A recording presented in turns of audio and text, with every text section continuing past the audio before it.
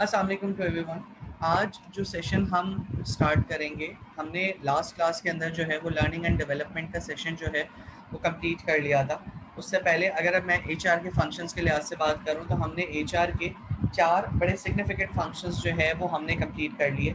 पहला फंक्शन जो हमने कंप्लीट किया वो जॉब डिज़ाइन का फंक्शन कंप्लीट किया, जिसमें हमने ऑर्गेनाइजेशन के अंदर जॉब, उसका स्ट्रक्चर, उसकी फॉर्मेशन, उसकी डेवलपमेंट और उसके तमाम की तमाम वर्किंग कॉन्टेक्स्ट के अंदर उसको देखा कि जॉब किस तरीके से बनती है, जॉब में क्या क्या चीज़ें रिक्वायर्ड होती हैं, ऑर्गेनाइजेशनल स्ट्रक्चर क्या होता है, किस तरह से पोजीशन डेवलप होती है, किस तरह जॉब डिस्क्रिप्शन बनती है, किस तरीके से जॉब स्पेसिफिकेशन बनती है और किस तरीके से वो क्यूमुलेट होके एक जॉब जो हम जिसको हम एक जॉब का नाम देते हैं वो जॉब किस तरीके से क्रिएट करती है।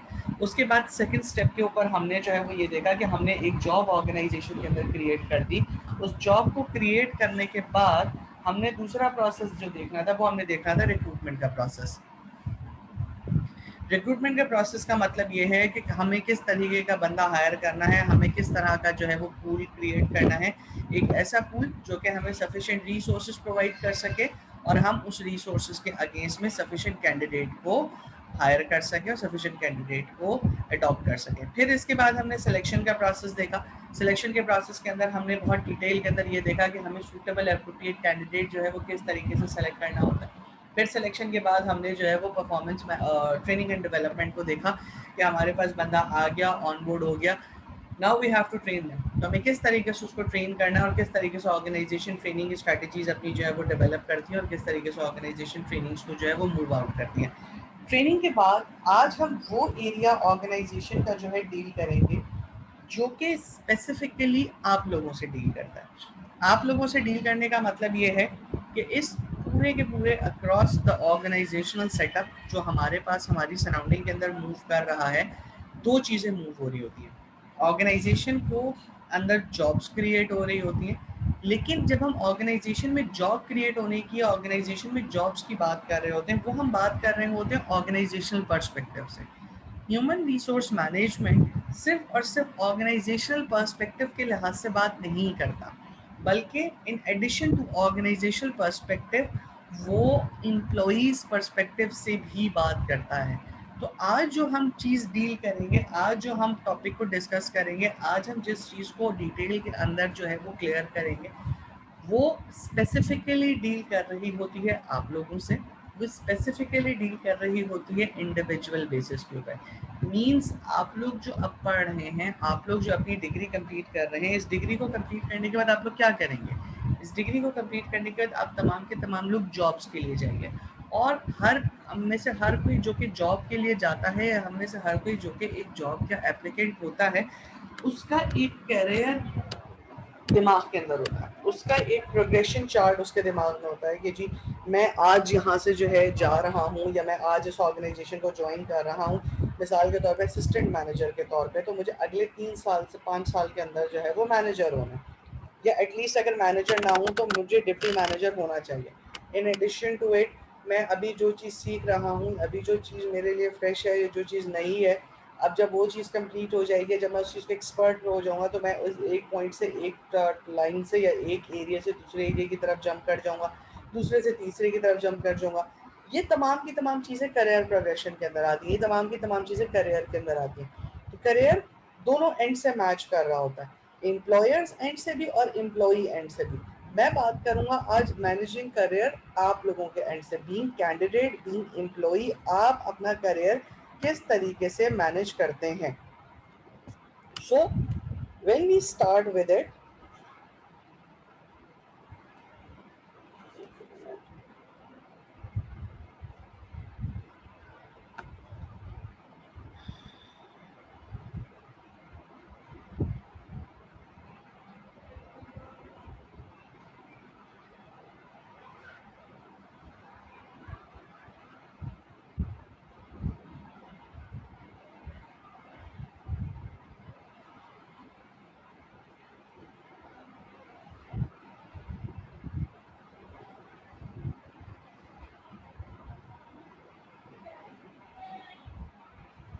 अच्छा मुझे एक्चुअली प्रेजेंटेशन मोड मिल नहीं रहा है, वरना मैं तुम लोगों को प्रेजेंटेशन मोड के ऊपर ले जाऊँ इसके अंदर।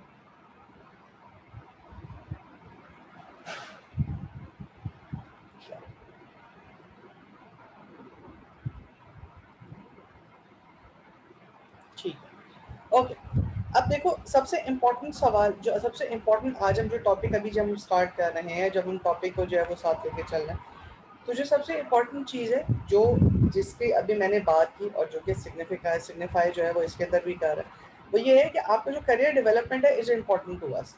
हम में से हर एक के लिए करियर डेवलपमेंट या हम में से हर एक के लिए करियर बनाना एक मोस्ट इम्पॉर्टेंट चीज़ है, ठीक है। लेकिन डेफिनेशन ऑफ करियर सक्सेस जो है वो हर एक के लिए डिफरेंट मीनिंग रखता है। लाइक आपके लिए करियर सक्सेस कुछ और है, मेरे लिए करियर सक्सेस कुछ और है। चलो आज हम इस टॉपिक को जो है वो सिंपली डिस्कशन के तौर पे जो है वो लेके चलते हैं और अंडरस्टैंड करने की कोशिश करते हैं कि हमारे पास करियर जो है वो किस तरीके से लेके चलते हैं। मुझे अली, मुझे ये बताओ, एक मिनट सबर करो। अच्छा चलो, मेरे पास सारी की सारी शीट्स थी। ओके, अली मुझे ये बताओ क्या बनना चाहते हो, यानी अपने मास्टर्स डिग्री को कंप्लीट करने के बाद किस जॉब को ज्वाइन करना चाहते हो? अली,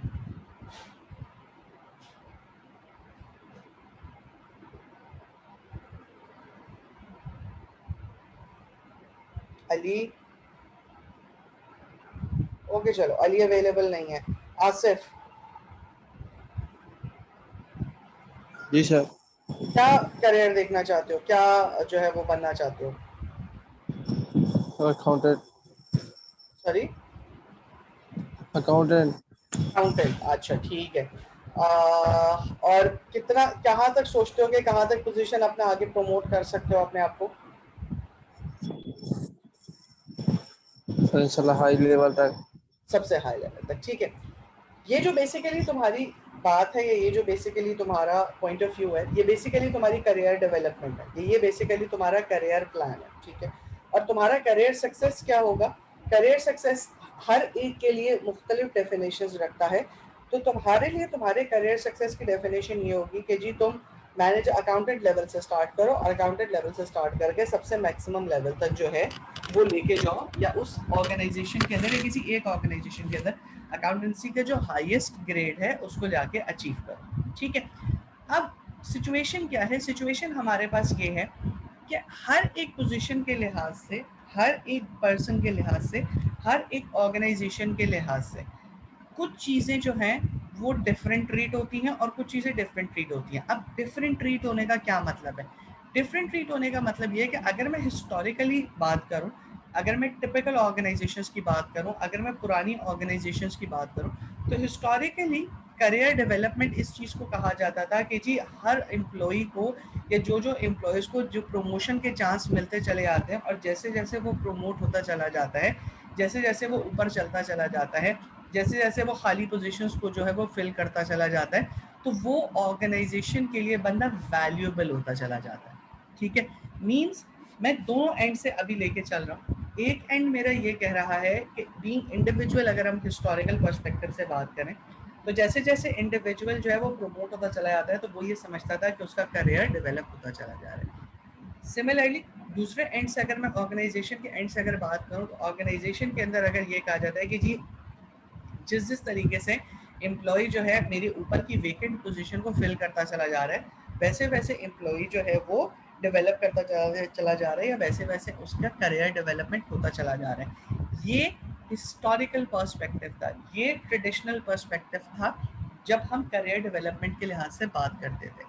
आज के सिनेरियो के अंदर, करंट सर्कमस्टांसिस के अंदर, चूंकि दुनिया की डायनामिक्स बहुत ज़्यादा चेंज हो चुकी हैं, चूंकि ऑर्गेनाइजेशन के बहुत ज़्यादा पर्सपेक्टिव चेंज हो चुके हैं, चूंकि बहुत ज़्यादा एरियाज आपके जो है वो डाइवर्सिफाई हो चुके हैं, तो अब सारी के सारी चेंज नीड्स को हम अडॉप्ट करते हुए ये बात कहते हैं कि अब हमारे पास करियर डेवलपमेंट एक लेडर नहीं है, एक करियर लेडर नहीं है, एक सीढ़ी नहीं है। एक सीढ़ी को चढ़ते जाना ये करियर डेवलपमेंट नहीं है, बल्कि इंस्टेड ऑफ दैट अब करियर डेवलपमेंट का या करंट सिनेरियो के अंदर करियर डेवलपमेंट का मतलब ये है कि हर एक इंडिविजुअल की एस्पिरेशंस डिफरेंट है,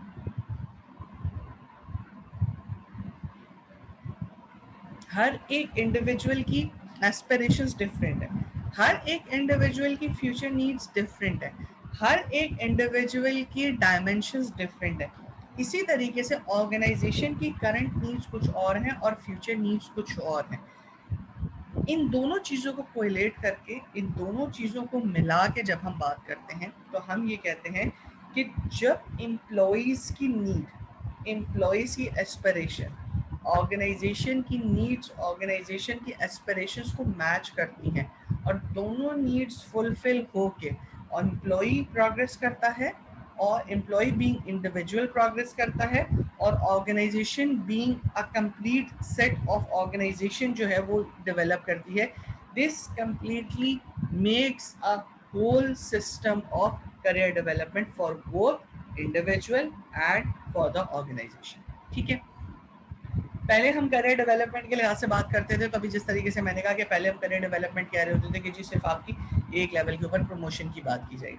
अब हमने कहा कि जी एस्पिरेशंस चेंज हो गए, अब हमने कहा कि जी ऑर्गेनाइजेशन की नीड्स चेंज हो गई। अब इसका क्या मतलब है, लाइक हम इसको किस तरीके से जो है वो कहते हैं कि जी हमारे पास ऑर्गेनाइजेशन की नीड्स चेंज हो गई हैं, इसको हम किस तरीके से डिफाइन करते हैं, या इंडिविजुअल की नीड्स चेंज हो गई, इसको हम किस तरीके से डिफाइन करते हैं। इसको डिफाइन करने के लिए हमारे पास जो है कुछ सपोर्ट्स इंक्लूड है। और क्या सपोर्ट्स इंक्लूड है, ये हमारे पास कुछ सपोर्ट्स हैं जिसको हम नाम देते हैं। सबसे पहली चीज़ जो अब हमारे पास करंट सिनेरियो के अंदर जो है वो डेवलप हो गई है, करंट सिनेरियो के अंदर जो चीज़ हमारे पास सबसे कॉमनली यूज़ की जाती है या हमारे पास सबसे कॉमन जो है वो एक्वायर की जाती है, वो हमारे पास कहलाती है क्लियर कम्युनिकेशन।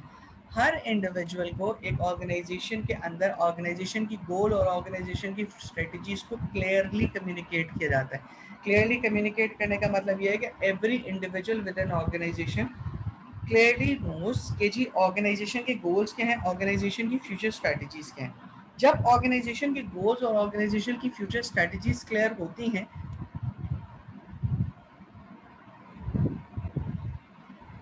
आवाज कट हो रही है बेटा, मेरी आवाज बाकी सबको भी कट हो रही है। शाहजेब मेरे पास आया, शाहजेब का मैसेज आया कि जी आवाज कट हो रही है। मुझे बताओ मेरे पास आवाज क्या आप लोगों के पास कट हो रही है क्या? नो सर, सर सही आ रही है बस। सही आ रही है सद्दाम, इकबाल सही आ रही है, आसिफ सही आ रही है, यस सर। महमूना सही आ रही है। ओके, शाहजेब बेटा फिर कनेक्शन चेक कर लो कि तुम्हारे पास कनेक्टिविटी का मसला तो नहीं आ रहा है, क्योंकि बाकी सबके पास तो आवाज क्लियर आ रही है।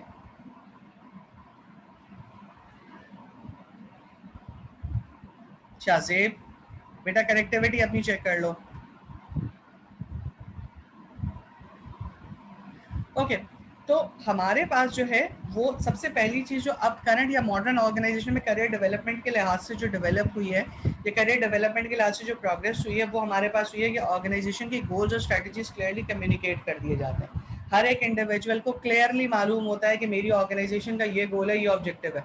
उसके लिहाज से क्या होता है, उसके लिहाज से जब आपकी गोल्स और स्ट्रेटजीज क्लियर होती हैं तो क्लियर ग्रोथ अपॉर्चुनिटीज जो है वो क्लियर होती हैं। जब ऑर्गेनाइजेशन की गोल्स और स्ट्रेटजीज क्लियर होते हैं तो आपकी जो ग्रोथ अपॉर्चुनिटीज़ हैं वो बहुत क्लियर डिफाइन की जाती है, ग्रोथ अपॉर्चुनिटी बहुत क्लियर बताई जाती है। लाइक मिसाल के तौर पे तुम में से बहुत सारे लोग या तुम में से मैक्सिमम लोग चूँकि फाइनेंस की तरफ जाना चाहते हो, तो फाइनेंस के भी मुख्तलिफ प्रॉस्पेक्ट्स होते हैं। मुख्तलिफ प्रॉस्पेक्ट्स का क्या मतलब है, कुछ एरियाज जो है वो आपके अकाउंट से रिलेटेड होते हैं।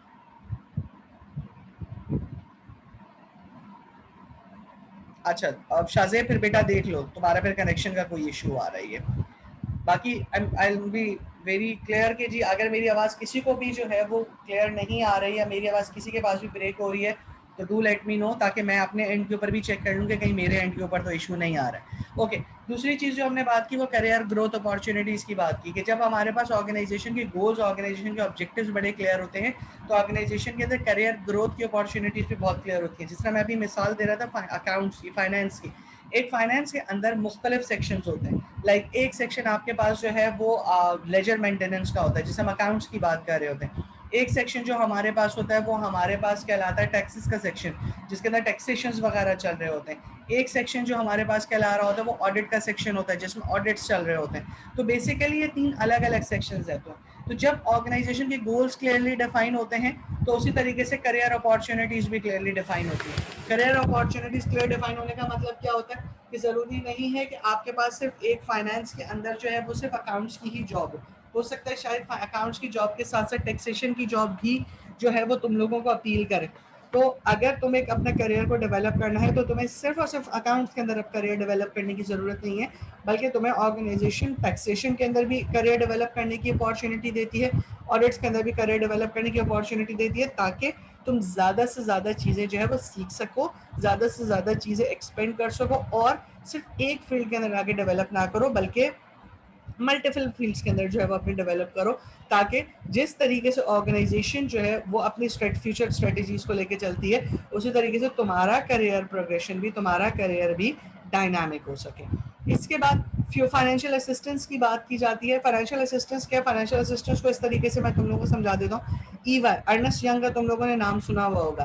ईवाई जो फर्म है, जो आपकी टॉप 4 बिग 4 जो ऑडिट फर्म्स के अंदर जो इंक्लूड की जाती है, उसकी एक पॉलिसी है ह्यूमन रिसोर्स मैनेजमेंट की, और वो पॉलिसी ये है कि हर एम्प्लॉई जो अर्नेस्ट यंग को ज्वाइन करता है और 2 साल या 3 साल कंटिन्यूसली ऑर्गेनाइजेशन को सर्व कर लेता है, उसको ईवाई खुद अपॉर्चुनिटी देती है, उसको ईवाई खुद ऑप्शन देती है कि वो यूके के अंदर ईवाई के साथ किसी भी रिकग्नाइज्ड यूनिवर्सिटी से अपना एमबीए कंप्लीट करे। उस एमबीए को कंप्लीट करने का उनका फ़ायदा क्या होता है कि मैक्सिमम जो ऑडिट फर्म्स के अंदर लोग मौजूद होते हैं वो सीएज होते हैं या एसीसीएज होते हैं, बल्कि और in addition to it business dynamics को अंडरस्टैंड करने के लिए आपको जो है वो बिजनेस के एडमिनिस्ट्रेशन भी पढ़ने की ज़रूरत होती है, कॉमर्स पढ़ने की भी ज़रूरत होती है। तो in order to attain, in order to acquire that need, in order to sustain that need, in order to correlate that need, what people do is that, what Ernest Young do is that, वो financial assistant provide करता है, और तमाम के तमाम Ernest young के EY के जो लोग हैं उन तमाम के तमाम लोगों को it's very easy for them, it's free of cost for them, और वो अपना एमबीए किसी भी इंटरनेशनल यूनिवर्सिटी से ऑनलाइन कंप्लीट कर सकते हैं। इसके बाद providing the time for employees to learn, obvious सी बात है, आप एक तरफ फाइनेंशियल असिस्टेंस दे रहे हो, लेकिन दूसरी तरफ अगर आप एम्प्लॉय को जॉब से टाइम नहीं दोगे तो वो अपने करियर को डेवलप नहीं कर सकेगा, वो अपने करियर के अंदर बेटरमेंट नहीं ला सकेगा। तो what organisations do is that कि अब वो अपने एम्प्लॉइज को टाइम टू लर्न के ऑप्शन के ऊपर जो है मुख्तलिफ तरह की अपॉर्चुनिटीज़ भी देती है कि एम्प्लॉयज़ ऑर्गेनाइजेशन में रहते हुए प्रॉपरली अपनी पढ़ाई को कंप्लीट कर सकें। ऑन जॉब ट्रेनिंग भी होता है, ऑफ जॉब ट्रेनिंग भी होता है, पेड लीव्स भी होता है, एडिशनल वर्कलोड एग्जेम्पशन भी होता है, development of skill knowledge abilities भी होता है। किसी भी पर्सपेक्टिव के लिहाज से बात करें, but they do it and they do it in terms of developing there employees. इसके बाद जो हमारे पास अब सबसे इम्पॉर्टेंट सवाल जो खड़ा होता है वो ये सवाल खड़ा होता है कि हमने ये देख लिया कि जी पहले ट्रेडिशनल करियर के डेवलपमेंट, ट्रेडिशनली जो है ऑर्गेनाइजेशन करियर डेवलपमेंट किसको कहती थी, ट्रेडिशनली एम्प्लॉय करियर डेवलपमेंट किसको कहती थी। अब मॉडर्न स्टैटिस्टिक्स के साथ या मॉडर्न स्ट्रैटेजीज के साथ क्या चीज़ें चेंज हो गई हैं, जिन चीज़ों को हम जो है वो करियर डेवलपमेंट के अंदर लाते हैं, किस किस चीज़ को हम कहते हैं। तो ये हमारे पास अब बात ख़त्म हो गई। अब हमारे पास सवाल ये खड़ा होता है कि हम करियर कहते किसे हैं। You all need to be able to define what career is for you. General से मुराद ये है कि हम नॉर्मल जब हम बात कर रहे होते हैं तो नॉर्मली करियर हम किसे कहते हैं, sequence of employment position that a person hold over his life. Sequence of position, sequence कोई भी हो सकता है। पहले हम ट्रेडिशनली कहते थे लैडर टॉप टू अप है, अप टॉप टू अप का कॉन्सेप्ट खत्म हो गया, सॉरी बॉटम टू टॉप का कॉन्सेप्ट खत्म हो गया। अब आपका करियर लैडर जिगजैग भी हो सकता है, अब आपका करियर लैडर हॉरिजॉन्टल भी हो सकता है, अब आपका करियर लैडर डायगोनल भी हो सकता है।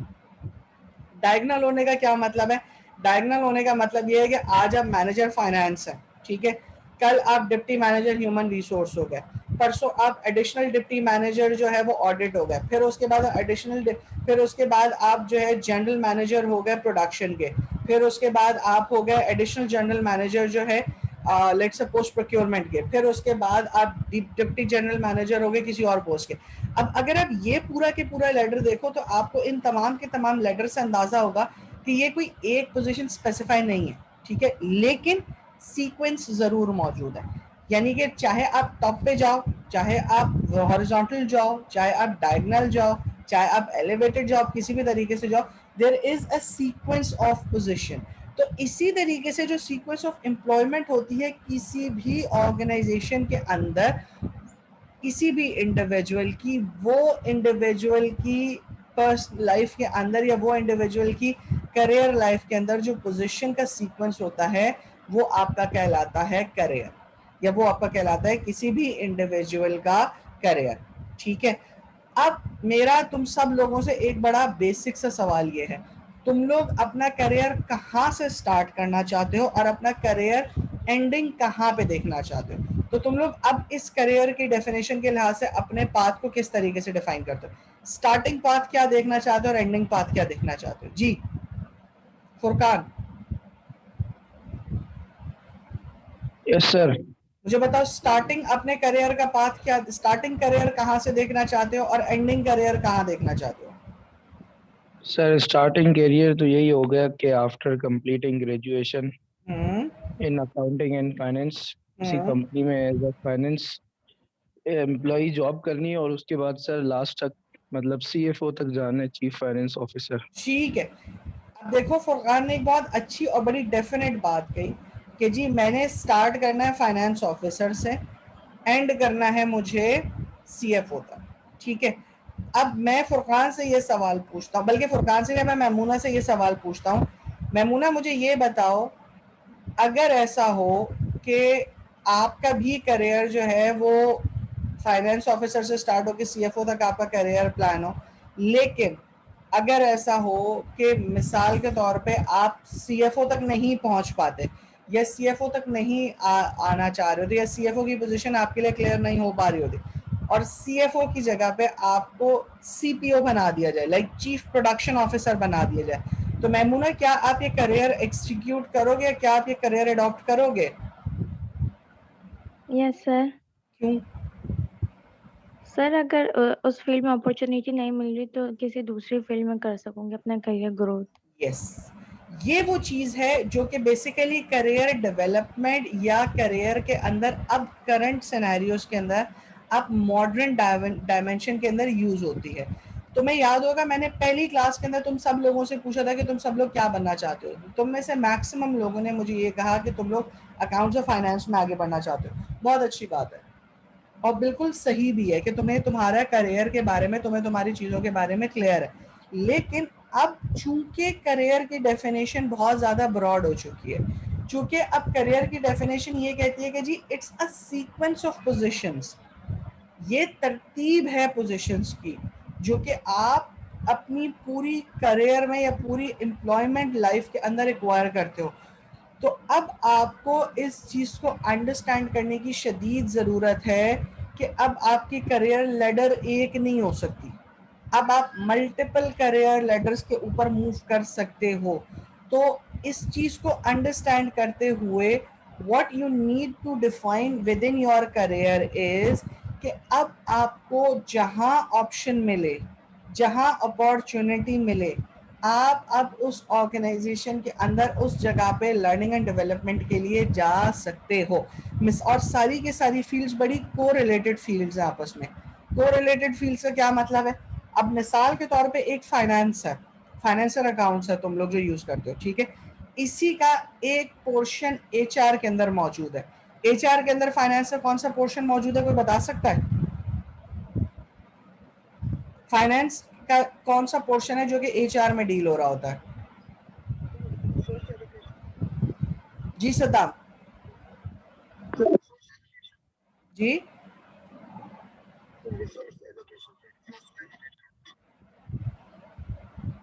सदाम कुछ कह रहे हो?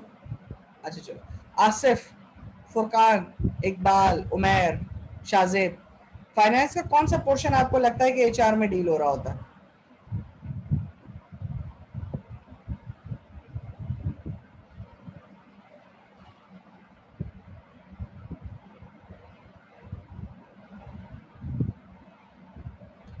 नहीं सदाम, रिसोर्स एलोकेशन नहीं है। जी फुरकान,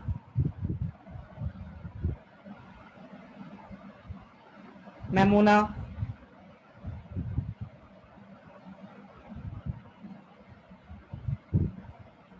अच्छा मुझे बात बताओ, चलो तुम्हारे लिए मैं और सवाल आसान कर देता हूँ। अकाउंट्स किसके ऊपर चलता है? डबल एंट्री सिस्टम के ऊपर चलता है, डेबिट क्रेडिट के ऊपर? कोई चीज डेबिट हो रही है उसके अगेंस्ट में कोई चीज क्रेडिट भी होगी, यही सिस्टम चलता है। ठीक है, अब मुझे ये बताओ कि जब डेबिट क्रेडिट के ऊपर चलता है तो इसी तरीके से आपके अकाउंट्स में भी डेबिट क्रेडिट हो रहे होते हैं। जिस तरह अगर तुम्हें से किसी का बैंक अकाउंट है तो उसके बैंक अकाउंट में भी डेबिट क्रेडिट हो रहा होता है।